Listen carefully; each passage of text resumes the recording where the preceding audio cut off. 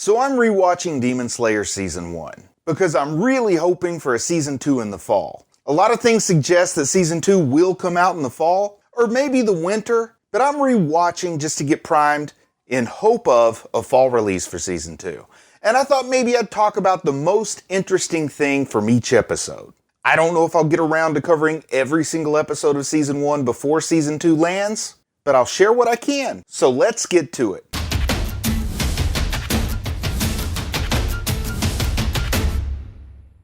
So in episode 1, the most interesting thing to me is charcoal. Sounds weird, doesn't it? Like we've got demons, we've got a Hashira that shows up, we have a guy that's throwing a hatchet at the Hashira, we have a kid with a supernatural sense of smell. And I think the most interesting thing is charcoal. This sounds like the most boring video ever. But stick with me, please just hear me out. Charcoal is featured from nearly the beginning of episode 1 of DemonSlayer. And I've never seen a kid sell charcoal.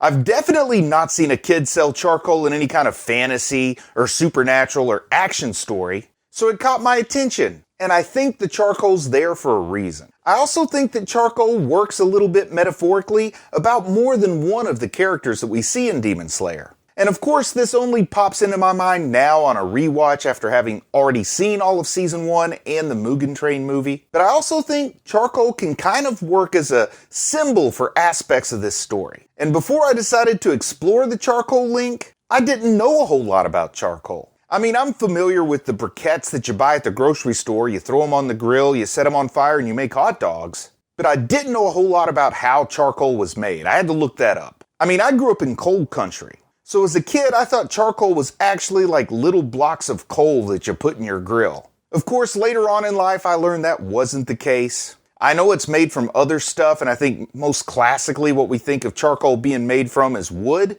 And when you see those pieces of charcoal in Tanjiro's basket, it's pretty obvious they're made from wood. I mean, you can still see kind of the basic structure of the wood, the way they're shaped like little tree limbs and a little split in them. Pretty obvious his charcoal is made from wood. And something else I noticed was like the black of the charcoal. Well, it's in such contrast with the white of the snow in this very snowy scene we get in the beginning of episode 1. It really catches my eye, and I think it's really beautiful. Of course, the art on DemonSlayer's always beautiful. But something about this really black charcoal against the setting of this ground cover of undisturbed snow, well, it was just really pleasing imagery. Really pleasing to my eye. But other than how it looks, why do I find charcoal so interesting? Well, first off, let's just cover some of the superficial stuff. The charcoal's black. And later on, when Tanjiro gets his sword, well, the color that its Nichiren blade chooses is black. Now, I don't know if it's quite right to say that the blade chooses that color. I mean, I know it kind of bonds in some way with Tanjiro, and some quality about the link between Tanjiro and the blade makes the blade become black, but the blade is black, just like charcoal. So his primary instrument of survival during his quiet life living in this little house in the woods, well, it's black. You know, the charcoal he sells for his family's livelihood. He sells that charcoal to derive income that I imagine they use for things like food and clothes and other necessities of life. And once he's living this very different life with the DemonSlayer core, well, his primary tool of survival there is his sword. And his sword is also black. So color symmetry is a type of symbolism stories sometimes use. And charcoal is used for fire, or to create flame. And fire and flame are going to be an important part of this first season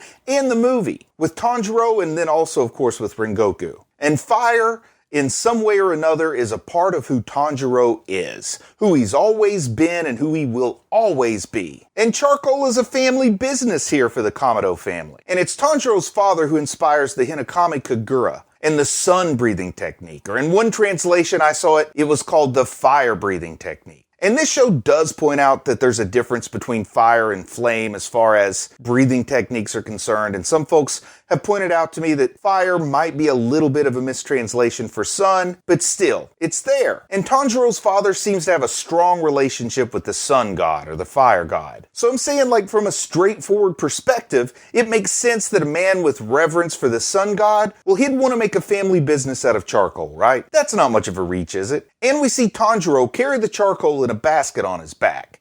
And this is something we're also going to see him do with Nezuko on down the line. In fact, the episode actually opens with Nezuko on his back before we see the charcoal on his back. So that's just another simple one-to-one parallel. So with that simple, superficial connection, let's look at how charcoal could be a metaphor for Nezuko. Not coming from a charcoal family, I had to learn a little bit about how charcoal is made. So charcoal is made by a process called pyrolysis, which in simplest terms, and a charcoal expert's going to tell me I'm wrong or that I'm oversimplifying it, but I'm not trying to teach you how to make charcoal. I'm not trying to teach you physical chemistry. I'm trying to just talk a little bit about a story and about DemonSlayer. But in simple terms, you burn the wood in this low oxygen environment. So the soft, volatile parts burn away and leave this charred, carbon-dense core of fuel, this energy pack that we call charcoal. So normally, fire would completely destroy the wood, but in a special circumstance, it transforms it to something new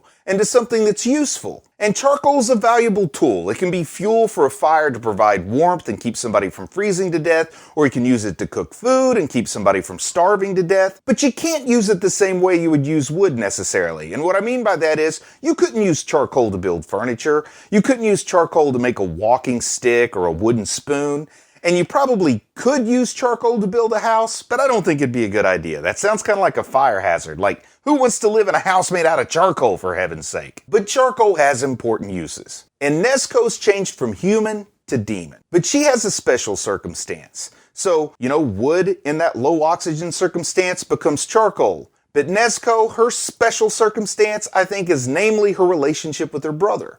And that keeps her from being destroyed by the process, just like the low oxygen, the pyrolysis keeps the fire from completely destroying the wood. And as the season goes on, and in the movie, Nezuko certainly is useful. But just like charcoal's useful in different ways than wood, Demon Nezuko has useful skills that are very different from the human Nezuko we saw as a caregiver for her younger siblings. And here's the tragic part of the Nezuko as charcoal metaphor. Pyrolysis is an irreversible process. That's to say, once the wood is turned into charcoal, it can't be wood again. But that's exactly what Tanjiro hopes to do. He wants to turn charcoal back into wood by turning Nezuko from demon back into human. And then I also wonder if maybe we could apply that charcoal metaphor to Tanjiro. Like, how is Tanjiro charcoal? Well, the pyrolysis of wood removes the fluids and the vascular structure, and it removes the soft, living parts of the wood. It removes what nourishes the wood from it. It destroys those nurturing parts, and it turns that living wood into something that's hard and quite literally dead inside. Wood is a living thing and charcoal isn't. When Tanjiro loses his family, he's losing the nurturing part of his life. It doesn't complete his transition to be hard and dead inside, but it certainly sets him down a path upon which we could see that happening. But I do have faith that Tanjiro's empathy is going to give him the oxygen necessary to keep that total pyrolysis process from being completed. And yes, I know the analogy breaks down a little bit. You put more oxygen in, the wood just completely bursts into flame. But just give it to me, please. I think there's another principal property that charcoal may share with the DemonSlayer core. Maybe as a whole, but definitely in parts. And I won't be too specific here, because I don't want to spoil anything for folks who haven't seen all of Season 1 and the Mugen Train movie in its entirety yet, but I will say this. When charcoal does its job, it does what it's supposed to do.